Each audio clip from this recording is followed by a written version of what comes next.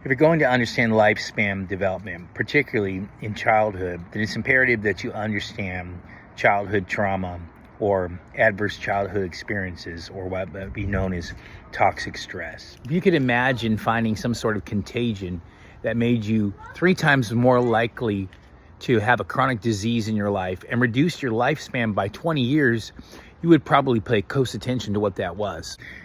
In the late 90s, the CDC, along with Kaiser Permanente, did a study with 17,000 individuals about adverse childhood experiences, or what might be called toxic stress, prolonged stress upon children, to see what kind of effect it would have upon them in the long term.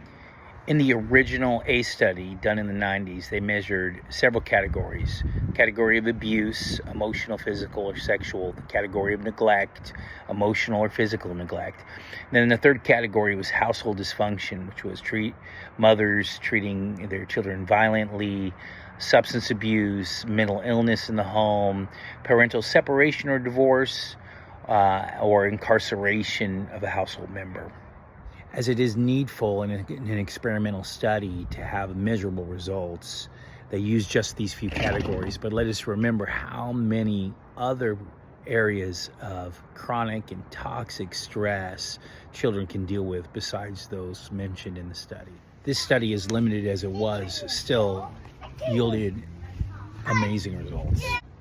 The results were staggering. Not only did it have an effect upon all the individuals with higher ACE scores psychologically, but it even had an impact upon them physically. Psychologically, they were 4 times more likely to deal with depression in their life, and 12 times more likely to become suicidal, along with many other factors that played into the risky behaviors that would be associated with people that have had trauma, more smoking, more risk-taking, etc. But concerning the physical impact of this trauma or these adverse childhood experiences upon the individual studied, it wasn't just the risky behavior.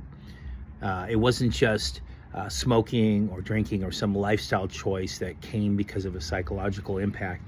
It was literally the unseen impact of the body's response to stress, the cortisol and the adrenaline and the stress response that was created sometimes even before they were cognitively aware of what was going on.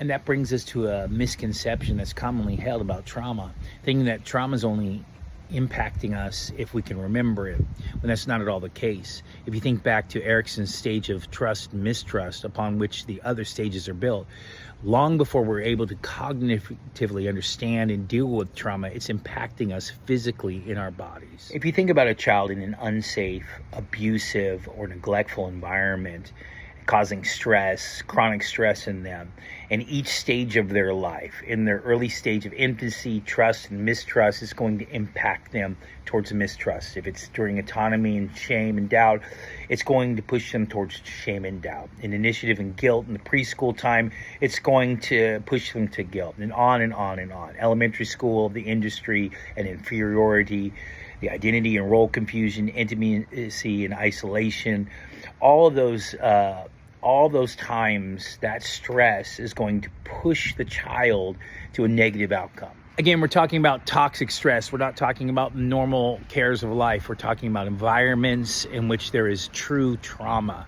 And it's very hard to measure this. The ACE study measured several different things, but as we all know, there's many different things that can create trauma in many different groups. As we study those that have suffered child abuse or sexual abuse or neglect, that have had border separations, racial or economic disparities, in each case, there is a propensity for even more trauma to impact their quality of life. Now, I've used several different terms. I've used the term adverse childhood experience, which is abbreviated as an ACE, and I've used the term trauma, and I've used the term toxic stress. But in most of these, we're talking about pretty much the same thing. We're using these to try to describe situations in which children are being neglected, abused, or facing toxic stress. You may remember seeing the figure of the pyramid, starting with adverse childhood experiences on the bottom, social, emotional, cognitive impairment as the next level,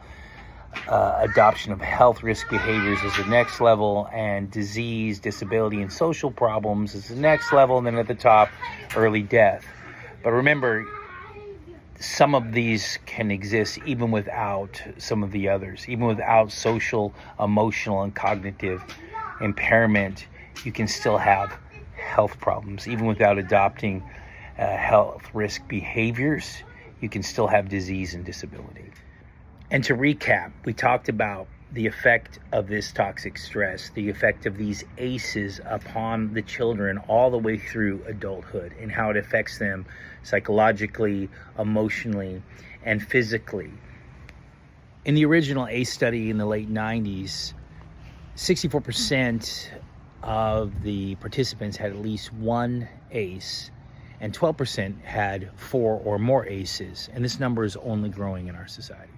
Dr. Robert Block, the former president of the American Academy of Pediatrics, said adverse childhood experience is the single greatest unaddressed public health threat facing our nation today.